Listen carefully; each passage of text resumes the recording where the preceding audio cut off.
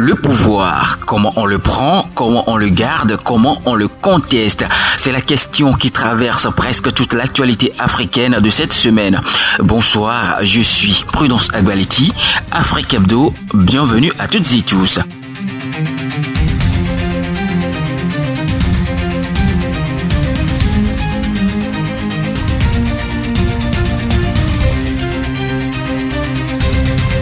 On démarre au Sénégal où le Conseil constitutionnel invalide la réforme portée par Sonko. Le 9 juillet, le Conseil constitutionnel sénégalais a déclaré inconstitutionnelle la loi de révision adoptée le 29 juin par l'Assemblée nationale à l'initiative du groupe PASTEF d'Ousmane Sonko. Le président Bassirou Diomaye Faye avait lui-même saisi la haute juridiction en urgence le 6 juillet, contestant la régularité de la procédure. Deux griefs retenus.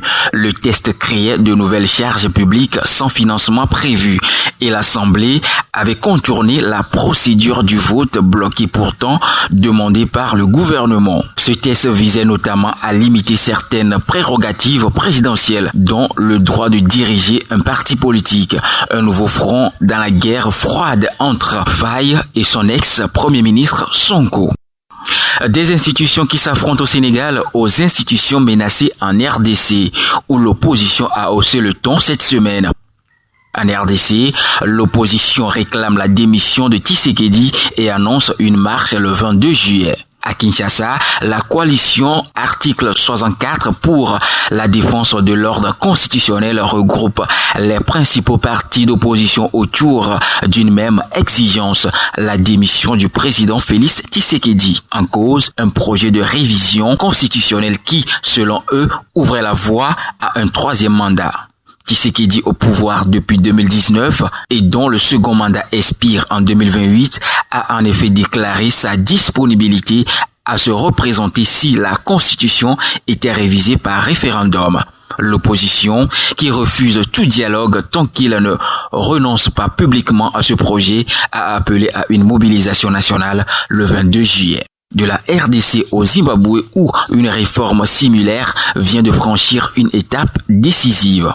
Le président Emmerson Mnangagwa a signé mardi la réforme constitutionnelle qui porte les mandats présidentiels et parlementaires de 5 à 7 ans et qui transfère l'élection du président au Parlement, mettant fin au suffrage universel direct. Son mandat qui devrait s'achever en 2028 court désormais jusqu'en 2030. Les opinions sont tranchées. Certains citoyens y voient une garantie de stabilité, d'autres dénoncent une loi au service du seul maintien au pouvoir. L'opposition prépare un recours judiciaire. Un avocat spécialisé dans les droits humains note que la loi peut être promulguée et contestée simultanément, la constitutionnalité de la procédure étant elle-même en question. En Guinée-Bissau, c'est une autre recomposition institutionnelle qui se dessine par les urnes cette fois.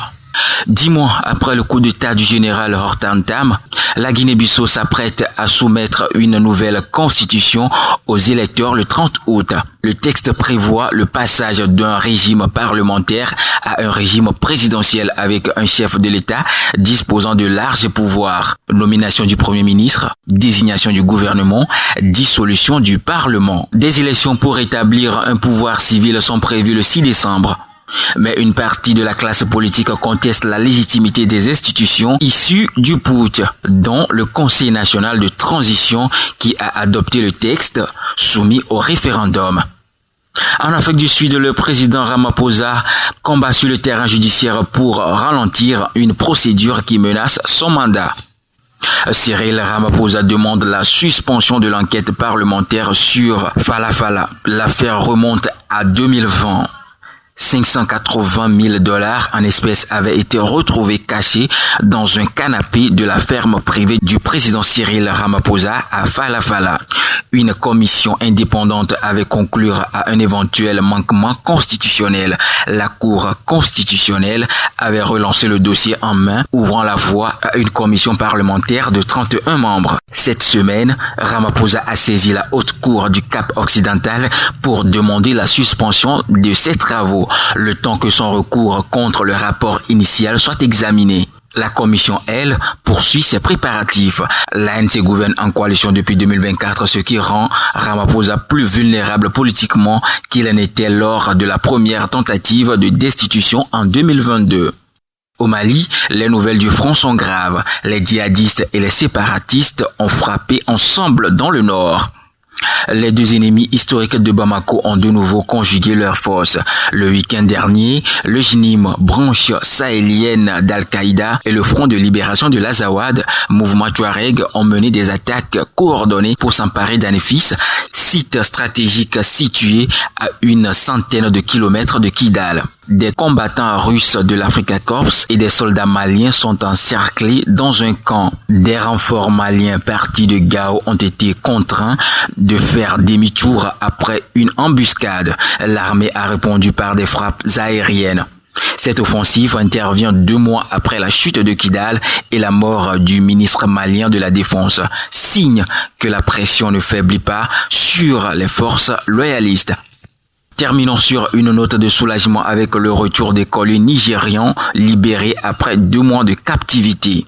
46 écoliers et enseignants libérés après 56 jours d'enlèvement dans l'état d'Oyo. Le 15 mai, 46 élèves et membres du personnel de 3 établissements scolaires de l'état d'Oyo, dans le nord-ouest du Nigeria, avaient été enlevés par des hommes armés. Parmi eux, le plus jeune avait 2 ans, le plus âgé 16 ans. Un enseignant avait été tué peu après le rap. Cette semaine, après 56 jours de captivité, tous ont été libérés lors d'une opération militaire. 8 assaillants ont été arrêtés. Tinubu a salué l'intervention des forces de sécurité en précisant qu'aucune rançon n'avait été versée. Un soulagement qui soulève cependant une question. Ces enlèvements, longtemps concentrés dans le nord, touchent désormais le sud du pays, signe d'une crise sécuritaire qui s'étend. Voilà, c'est tout pour cette édition d'Afrique Hebdo. Je suis Prudence Agbaleti. Bonne semaine à toutes et tous et rendez-vous la semaine prochaine. D'ici là, portez-vous bien.